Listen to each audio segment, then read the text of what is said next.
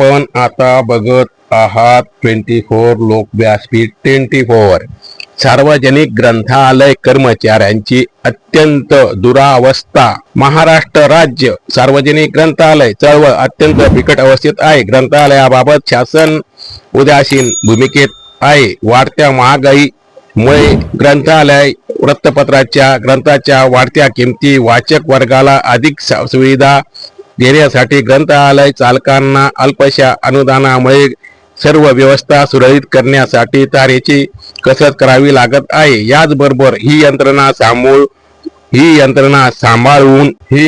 सांभाळून वाचकांना विविध प्रकारच्या सुविधा पुरवणाऱ्या ग्रंथालयीन कर्मचाऱ्याची अवस्था अत्यंत हलाखीची आहे। अल्पशा वेतनावर कुठली सुरक्षा नसताना आपले कर्तव्य पार पाडावे लागत आहे। शासनाच्या इतर कर्मचाऱ्यासारख्या कुठल्याही सुविधा व समान वेतन नसतानाही वाचन चळवळ अत्यंत प्रामाणिकपणे टिकवण्यासाठी व वाढवण्यासाठी त्यांचे अथक प्रयत्न आहे।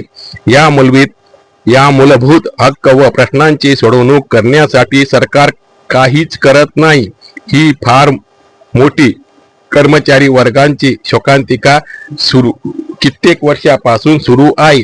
आज सध्या परिस्थितीत महाराष्ट्रातील सार्वजनिक ग्रंथालय कर्मचारी अत्यंत कठीण आर्थिक बिकट परिस्थितीतून जात असून त्यांच्या दयनीय अवस्थेची काही कारणे खालील आहे। तुटपुंजे वेतन आणि मानधन। राज्यातील हजारो कर्मचारी अतिशय कमी वेतन मिळते। काही ठिकाणी ग्रंथपालांना दिवसाला 80 ते 150 रुपयांवर काम करावे लागते, जे रोजंदारी मजुरापेक्षाही अत्यंत कमी आहे। अनुदानाची मोठी थकबाकी। सार्वजनिक ग्रंथालयांना मिळणारे सरकारी अनुदान 2012 पासून रखडलेले आहे। अनुदानाचा दुसरा हप्ता न मिळाल्याने कर्मचाऱ्यावर आत्महत्या करण्याचा प्रसंग येतो। महागाईच्या काळात कमी वेतन। गेल्या अनेक वर्षापासून मानधन वाढ न झाल्याने महागाई दुप्पट झाली असतानाही कर्मचाऱ्यांचा पगार वाढला नाही। त्यांना किमान रोजंदारीप्रमाणे वेतन मिळाले पाहिजे, तेही मिळत नाही। नोकरीची अनिश्चितता। अनेक ग्रंथालय कर्मचारी कंत्राटी स्वरूपाचे असल्याने त्यांच्या नोकरीला सुरक्षा नाही। काही ठिकाणी वेतन वेळेवर मिळत नाही। काही ठिकाणी नोकरी सोडण्याची वेळ कर्मचाऱ्यावर येते। सुविधांचा अभाव। ग्रामीण भागातील ग्रंथालयांची इमारत दुरुस्ती, नवीन ग्रंथांची खरेदी याकडे दुर्लक्ष होत असले त्यामुळे कर्मचारी सुद्धा आता झाले आहे। आरोग्य आणि सामाजिक सुरक्षा नाही।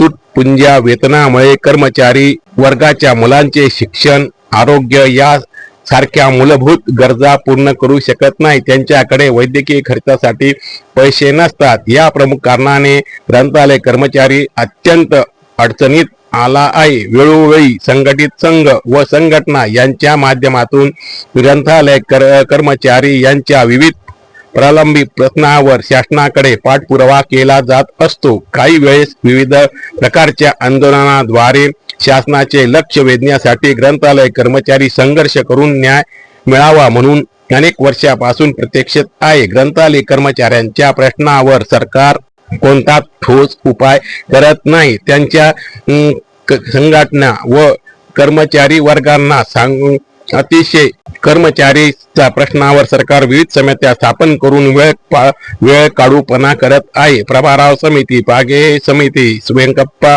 समिती, राठोड समिती यासारख्या समित्या संघटित करून त्या भाषणात गुंडाळून त्या बाजूला फेकल्या जातात। हे कित्येक वर्षापासून चालू आहे आणि अर्थमंत्री, मुख्यमंत्री ह्यांनीच काही काळामध्ये आम्ही ग्रंथालय कर्मचाऱ्याचा प्रश्न सोडू, तुम्ही निश्चित राहा असे करून त्यांचा विश्वासघात केला आहे। तरी सरकार याकडे लक्ष देत नाही आणि त्यामुळे अनेक समित्यांनी अनेक मुद्दे सुचवले। त्यात मुख्य सर्वांचा एकच मुद्दा आहे की सार्वजनिक ग्रंथालय अधिनियम 1967 चा कायद्यात बदल करण्यात यावा।